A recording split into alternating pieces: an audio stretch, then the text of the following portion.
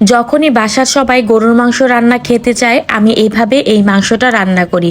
আলহামদুলিল্লাহ, আজকে ৭ রমজান, আজকেও সেই মতো কাজ। গরুর মাংস খাবে সবাই।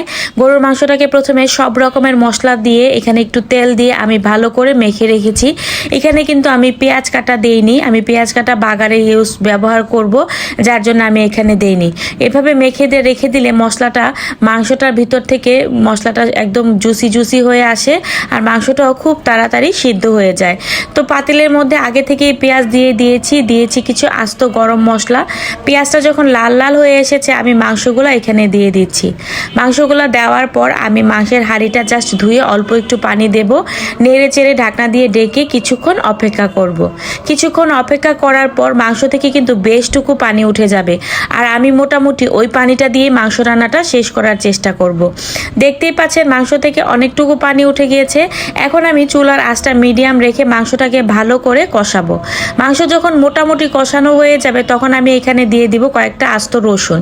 রসুন কিন্তু আমাদের স্বাস্থ্যের জন্য অনেক উপকার, আর রসুনটা দিলে মাংসটা দেখতে যেমন সুন্দর হয়, খেতে কিন্তু আরও বেশি মজা হয়। আর হ্যাঁ, মাংস রান্না করব, আলু দিব না তা তো হয়ই না।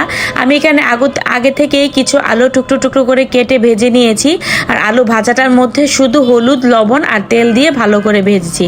আলুটা যখন ভাজা হয়ে যাবে আর মাংসটাও কষানো হয়ে যাবে, ওই পর্যায়ে আমি আলুগুলা মাংসের মধ্যে দিয়ে দিব।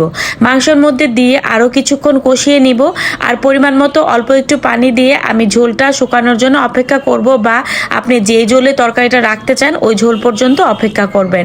সবাইকে আবারও ধন্যবাদ জানিয়ে আমার আজকের ভিডিওটা শেষ করছি। সবাই ভালো থাকবেন, সুস্থ থাকবেন।